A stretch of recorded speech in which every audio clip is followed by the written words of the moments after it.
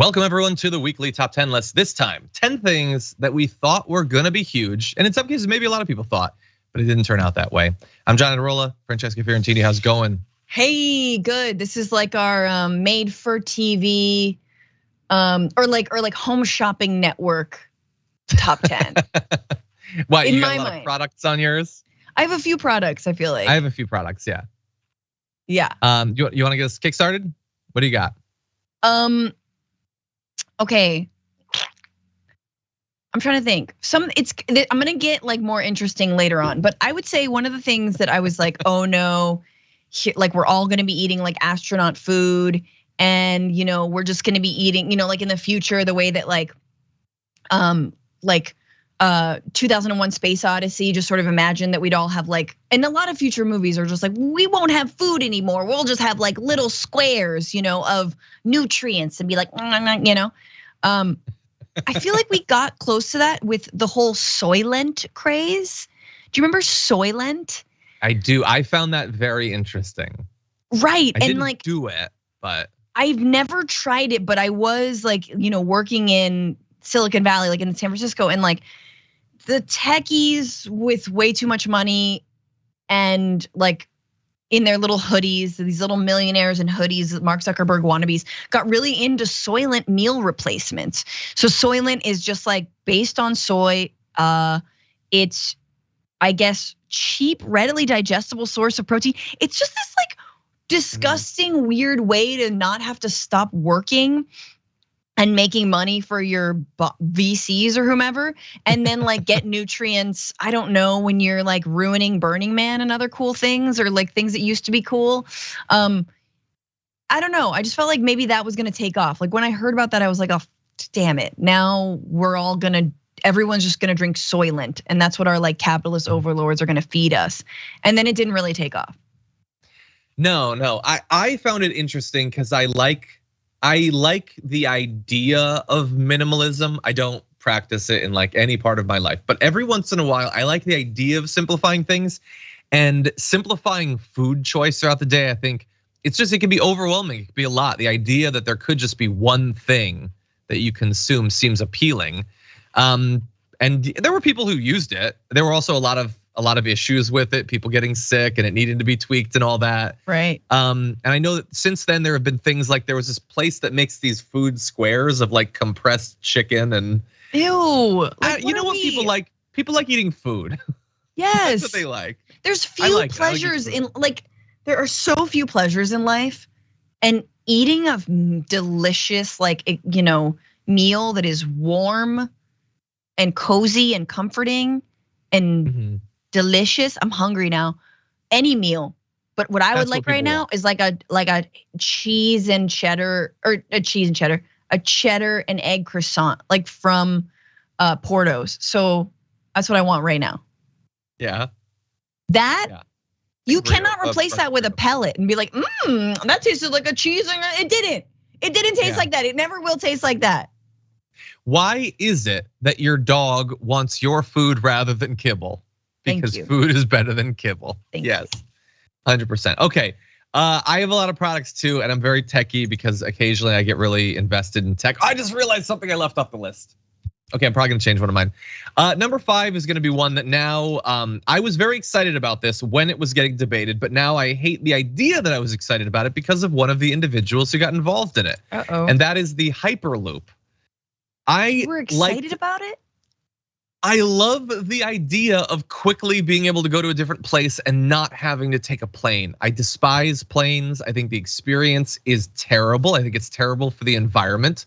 I like the idea that we would come up with a wholly new form of transportation that is better than trains. So I liked the idea of it. It seemed like it could be a thing that you could have like that doesn't take up a lot of room. And just what did we get? Like a quarter-mile test track, and it's been a decade. I'm almost shocked that they weren't able to do it more than they have been. When I was little, I was like, yeah, no, in the future, we're just gonna beam around places like, like a mnemonic tube in a post office, just like, and go. Like in Futurama. Yes, exactly. And yet I've been on a high-speed rail in China because obviously that's where I get my information.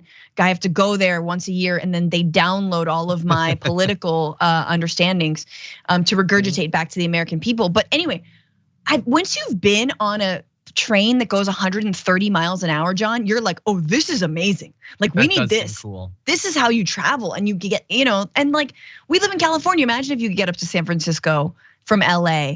Instead of driving for 5.5 hours or flying for 45, do like a cool hour train ride or hour and a half. That'd be tight. But if you could go to Vegas in 20 minutes. Amazing. That would be the coolest thing ever. I can't go to downtown in 20 minutes. In fact, it's one of the frustrating things about public transit is I sometimes feel like it's more complicated for me to get to Union Station than to get from Union Station to San Diego. But I love the idea of it, and it does not look like it's gonna happen. No, that's a good one. Oh well, yeah. Maybe we should. My number 4 is something that I actually used to use, and I was like, oh, this is gonna get so much better in the future. Just wait, and it just hasn't. And that is voice to texting.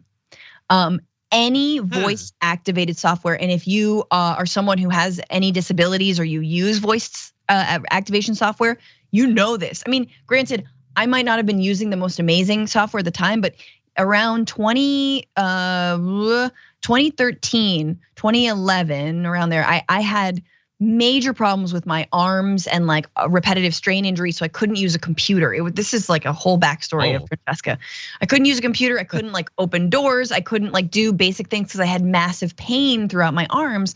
And I know a lot of people who still like struggle with that. However, at the time I was using, what's it called? Like something it might even be Dragonfly software. It was like voice to texting around your computer. So you like open something up and you say something into, like, I had a headset. Dragon Naturally Speaking. Yes. And it was not good then. It was not good. And it's that software might be better now, but if you're thinking that we've got good voice to text software, like voice to texting into your own effing phone is terrible. Like, and the voice recognition, what it is, what it imagines, like it's, to say nothing of like, hey Siri, hey whatever, hey, I can't say her name because she'll go off on me if I say her name. You know who it is. This bee over here. But like, I guess I'm just really surprised that voice recognition and voice to text software to do basic things on your computer isn't better. And if it's still there, let's say it's big, why isn't it super commonly used? I thought we would just be doing this in the future. So I don't know how integrated it is into everything, although I think the new Pixels have it, but there's a program called Recorder for Android. It is very, very good. Oh yeah? It's very, very good. I don't think that my Pixel, like the new ones, I think it's integrated into a lot more stuff, but I feel like they have made leaps and bounds. I don't know about stuff. I remember trying to use things, I don't know if it was Dragon Naturally Speaking, one of those sorts of things, and I was really disappointed in how it works. And a lot of them, it's like you have to hold down the button while you talk. I just want an organic thing that I can talk to and have it record it. So I agree, it hasn't proceeded as I would like, but I think that someday we're gonna do a lot more of our like browsing and stuff with just voice. I hope so. Yeah, I hope so.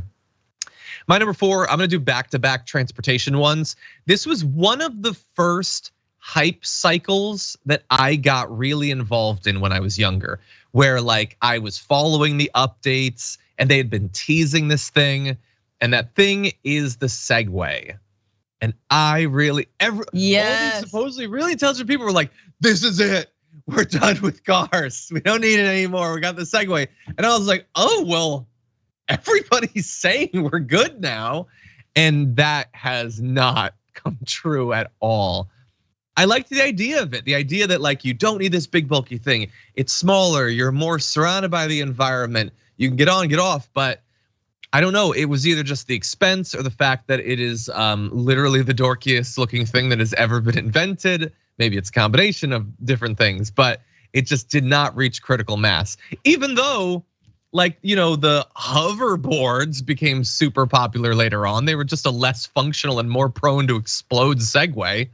But yeah, that did not get big. Well, what's funny though is like, yeah, they just look doofy because people are riding scooters now and they look kind of cool. There's something about having the wheels one in front of the other, but like the Segway, two on the side, you look stupid. You know what I mean? They need to like trick it out or something. One on each side. Segway is one on each side. I understand. No, I know, but there's something about an inline. It's like inline wheels, oh, sure, versus side by side wheels. And the only person, and I saw him with my own eyes, is okay. So the San Francisco Giants, they have this. I guess he's not a pitcher, but Hunter Pence would ride around on a Segway all the time. You just see him out and about? Yes, and he's a huge man. I think it was Hunter Pence. I saw him. It's like this man can clearly walk, but he would just be out with his Segway. It's like fun. Just like, yeah, I'm not working. Why do I have to walk? And it was like, that's great. You're incredibly fit.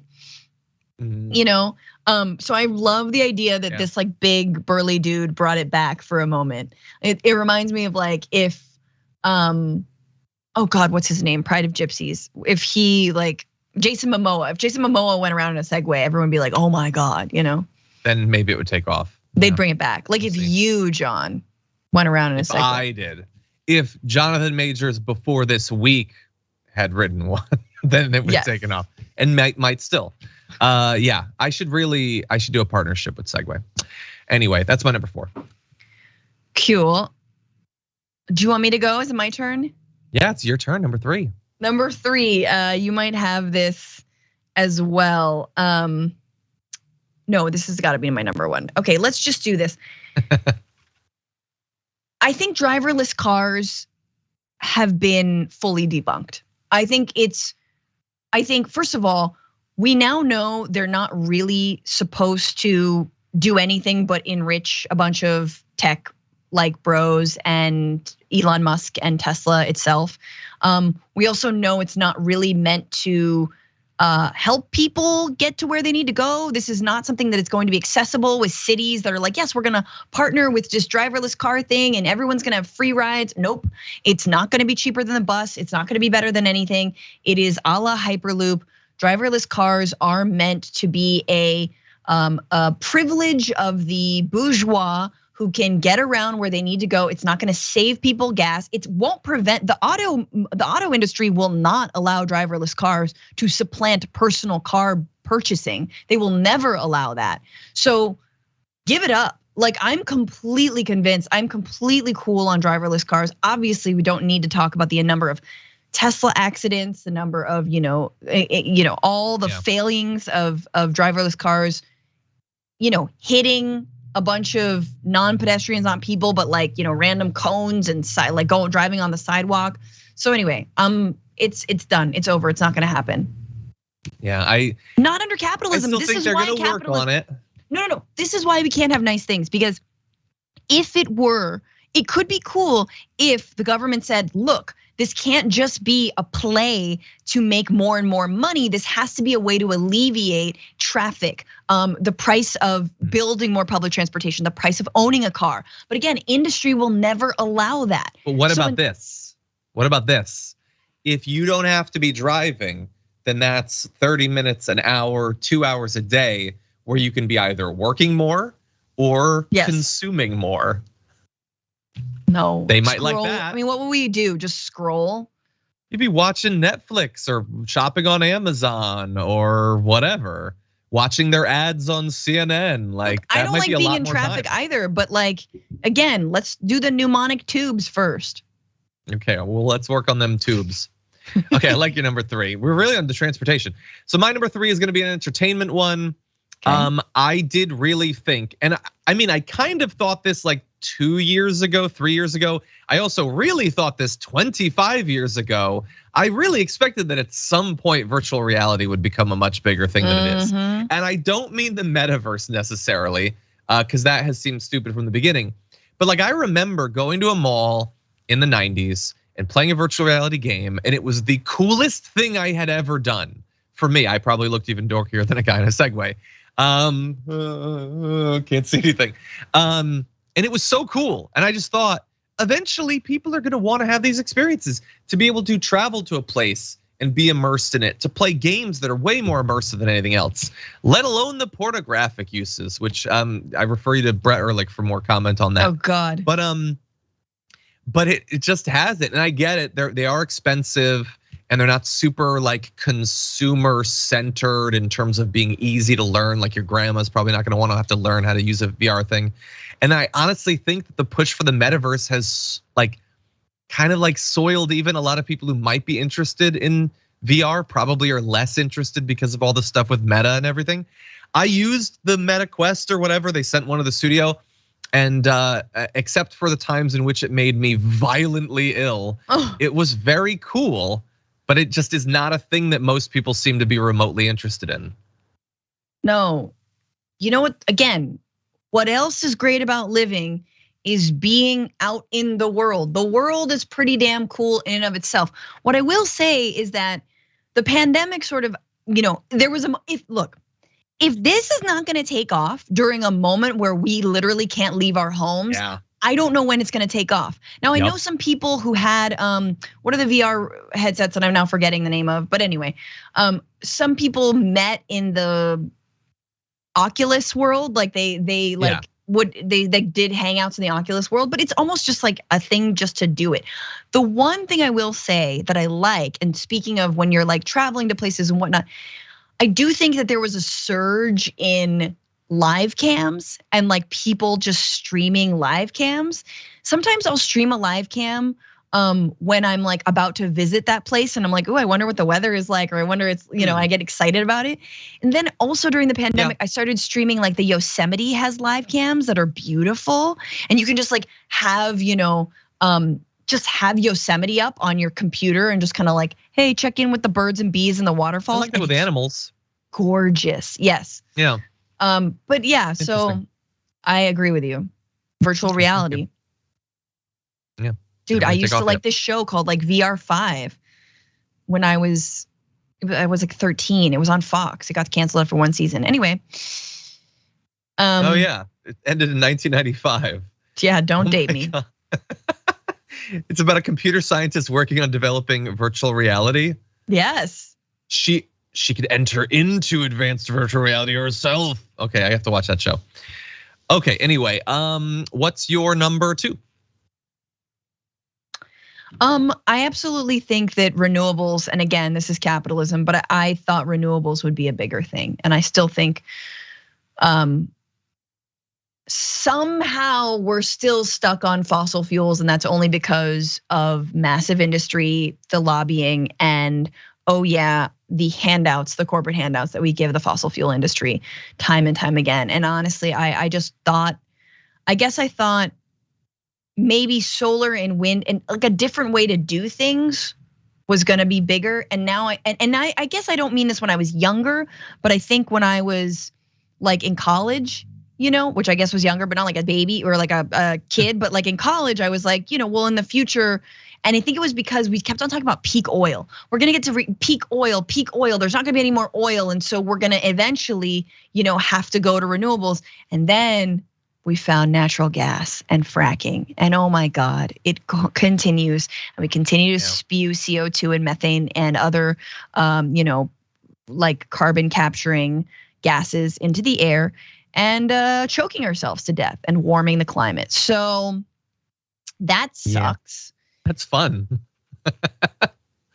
Yeah, I do think they are expanding in use, but it would have been awesome for them to have done, been at the point they're at now 15 years ago. Like it is literally, we are being blasted in the planet by all the energy we will ever need. And the collective response from humanity is like, I think we'll burn that stuff instead. The stuff that gives you like cancer. Yep. It's so weird. But good one, I like that. Mm-hmm. Yours was a little bit political. You know what? I'm gonna match you with one. My number 2 thing that I thought was gonna be bigger, and then it just didn't work out that way, is vaccines. I thought when we got a vaccine for something that was killing hundreds of thousands of Americans, most people would be excited by that, or at least tolerant of the idea of being protected from death. But that is not how it worked out in the end. Instead, people decided that being ideologically opposed to the idea of not getting sick and dying was really cool. You pair that with a red hat and you got a whole personality. And so while a lot of people did take the vaccine, not nearly enough did. And the most recent boosters, forget about it. Virtually nobody has taken them. So that is not how I thought things would have worked out when they were initially being worked on. I mean, yeah, remember when there was like, yeah, just this. I think we were so naive also. Like we knew the whole like wearing mask things, like just the anti-maskers were awful. And then we were like, all we need to do is wait for the vaccine. And then the numbers came in and it is so low and it's still low. Yeah. Especially people who are getting like a third and fourth shots is just so low. And yeah, we can't have nice things in this country. That's it. That's all I have to say about that. Basically. And by nice, I mean basic, like human rights stuff. All right, number one, let's get this done. Yeah, let's wrap this up. Obviously, okay. So it was maybe 6 years ago, standing in line. And this was maybe a couple years after this thing was introduced. Standing in line at I don't know where, and I turn around and there's a 12-year-old talking to his dad, and he's like, "Yeah, Dad, I can see the thing." Yeah, he's just like talkative nerd. And what is he wearing? Google Glass. That's right. And I turned around and I was like, yep, that makes sense. Google Glass was supposed to take the world by storm. We were all gonna become Terminators and we could identify people and places and things and look things on Wikipedia in our glasses without even having to, like move our hands. We just blink it and think it. And no, turns out people don't want to look like massive geeks out in the real world. And you don't want to be like, wait, let me just, it's the upload has to blah, blah. And this 12-year-old was like, no. Yes, the Google Glass was meant for 8 to 12-year-old kids who are massive nerds and horribly annoying as well. And to have fun with for 6 to 10 months. Yeah. That's it. Wearable tech. Failure. I've got an Apple Watch. I didn't wear it for so long. The only reason I wear it now is because I have a baby and I'm constantly like, when's nap time? When do we eat? Like I'm constantly just like looking at my watch and thinking about, all the scheduling. But otherwise I wouldn't wear it. Yeah, even that's a nerd too far for you. Yeah. Yeah, so it's interesting. I was excited by the prospect of Google Glass, or at least the idea of what I thought it would be. I like the idea of being able to like check things and being tapped in or whatever, although arguably that is not what I need in my life, is to be on my devices more. And there is definitely a factor of it being too geeky. I think that eventually they could make a version that looks just like glasses or whatever. But I will also throw out, it is weird that like the glasses non-starter, and you seem to be indicating even the watch is too much. But I will say that if you were to flash back to like 1991 and whip out this big like 6-inch screen and to be like, I'm browsing the interwebs, that would be the nerdiest thing ever. And now everybody, the coolest people are constantly looking at their little computer that goes in their pocket. So why is that okay? But the glasses is nerdy. It's the same thing. It's not nerdy. It's definitely sad. But remember when we were like mini is better and like beep, hello, like that. That was no. Fun. Now we just want a tablet in our pocket. Basically, that's what I want. Dude, I am like, so this is just something about me. But I have RSI. I still have pain in my arms. I can't deal with a massive phone. And now like the new iPhones have like three cameras and 4 cameras. I don't know how heavy the pixels are, but lightweight tech is so important. Like, did you buy the iPhone mini when it was available? I didn't, because I still need something a little bit bigger, like the small ones or whatevs. Like I don't love them, but like I need, my hand can't be like, and like I don't put a case around the phone because that it needs to be light. It needs to be light. Is the Pixel light? I don't know if you'd find this to be light. This is not huge or whatever, but yeah, I'm not sure. Okay. You're just sorry, so strong. I feel your pain. I'm so strong. That's also true. I can't tell. I lift up major things. I don't realize that it would kill most people. But anyway, I'm gonna do, my number one is gonna be the most controversial because a very very strong, easy case could be made that what are you talking about? It's not a failure. It's one of the most popular product categories ever. And yet I think it is a failure despite almost everyone owning one of these. I own two, and that is tablets. I think are still a failure to live up to the hype. Yes. I own two iPads. They're slightly older. I own an Air and I own a regular iPad. And I have found some very specific uses in which they're good. One of them is permanently on my exercise bike as like a display or whatever. Sure. It doesn't come with a display. And look, they sell a bajillion iPads every single year, obviously. But I have multiple times over the last 8 years or so, every few years I'll check in, can I replace my laptop with a tablet? And there will have been multiple changes to the UI and the operating system and all the new features and all the new speed. But regardless of all of that, the answer always is no. No. You can't, because you cannot actually make content in an anywhere near reasonably easy enough fashion on a tablet. They were like, I get that they're great for consuming stuff. They are actually great for that. But for actually replacing a computer and being this modern thing, they just are barely better than they were a decade ago. I know. I mean, they get lighter, and then they have like keyboard attachments, and then you're playing, you're paying it with all this extra stuff, and you're like, at this point, I really should probably just get a laptop. But you're totally right. They become bricks. They're planned obsolescence bricks that just sit around. I have also two. They were actually donated, given to me by somebody, a fan, no big deal, which was very nice of them. Because I had again a third one. Like again, they've all been like given to me like a present. I got one way long ago, and once you update the software, John, and it doesn't, like, you have an old iPad, and by old I mean like 5 years. Yeah, it's just a brick. It's just a like mountain of lithium that is going to end up in, I guess China doesn't want it anymore, but wherever our electronic waste ends up, which is like also recycling. I'm sorry, this is another thing that should be bigger. Can we figure out how to repurpose all of this like crap that you've had us buy? You forced us to buy. We didn't want to. Yeah, we don't want it. Twisted our arm. No, you're totally right though about that. Anyway. Yeah. I every once in a while I buy one because I love the idea of it. And then they had this new writing thing, Scribble, and then they never updated it at all, ever. And it's not usable in any more apps than it was 3 years ago.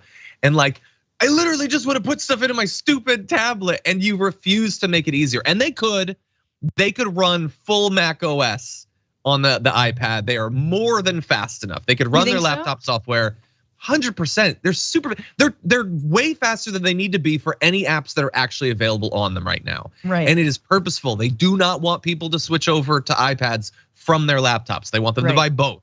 Right. And thus the myth remains. So anyway, I still like tablets, and they sell by the bojillion, but I consider them to be a failure based on what I think people expect them to be able to do. Agreed. That is our top 10 list. Thank you, Francesca, for sharing a little walk through your history with technology. Much appreciated. No problem. Thank you. And thank you everyone out there for supporting us and making this content possible. We really do hope that you enjoyed. If you have any ideas for top 10 lists, you can post them down below, and I'll see you in the next one.